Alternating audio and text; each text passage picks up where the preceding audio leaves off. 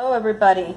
Well, you guys caught me. I decided to do another video because remember this morning I was talking about how I was going to cube up some of this chicken, and somebody asked me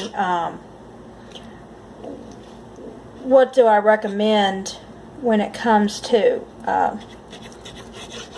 cubing these up. And you know what? I just do little bite-sized pizzas, and then I cut them down because you know what I'm going to use this for? I'm going to throw it, I'm going to freeze it raw, and then I'll throw it in a pan and saute it before I add chicken stock to it and water to it to make a soup, or maybe the chicken chili, you know, or there's tons of different recipes that you can use if you cut it up.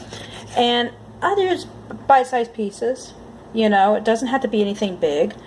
And you'd be surprised at how far 3 chicken breasts can go if you cube it up and, you know, put it in bite-sized pieces. Now, I have more of these that are defrosting, and in the video earlier I said that I don't mind defrosting and refreezing. Now, these are not defrosted like for hours.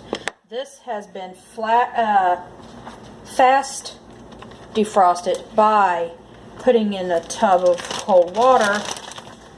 So these are not really even all the way defrosted yet. These are still partially frozen. If you can hear me try to pull them apart, they're still partially frozen. And what I'll do with these is I'll quickly work with them and get them chopped up again, and then put them directly right back in that freezer. And so that I don't really mind. Now the ones I have in the refrigerator for tonight for dinner, those are completely coming unthawed. And these are only, like I said, partially unthawed. I don't have a problem doing that. Now some people say, well, it affects the life. It does, but I go through my food because I do make most dinners at home and we very rarely eat out. I go through my frozen foods very quickly, so I don't have the problem where meat sits in my freezer for years. No, I wish. Like I said, we don't eat out very much. We do a lot of eating at home. No, number one, because I can tell what's in my food and make sure that it's not government hormones and everything put in it. So we don't eat out very much, and if we do, a lot of times it's for lunch, and then I come home and I cook dinner. You know, every now and then we might order a pizza, but not very often.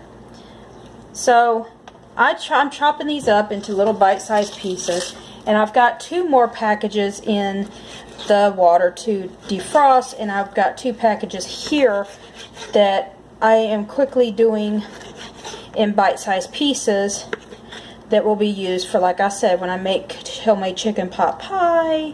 Oh, the list goes on and on. You can, anything that you need chicken for, cut the chicken down in bite-sized pieces. It doesn't take long at all to cook. None. I mean, just put it in a pan with a little bit of olive oil, and that stuff is done within 8-9 minutes. And you're ready to move on to, you know, the next part of either making soup or making chili or whatever you want to do. Like, I love making pot pies, so we do a lot of that too.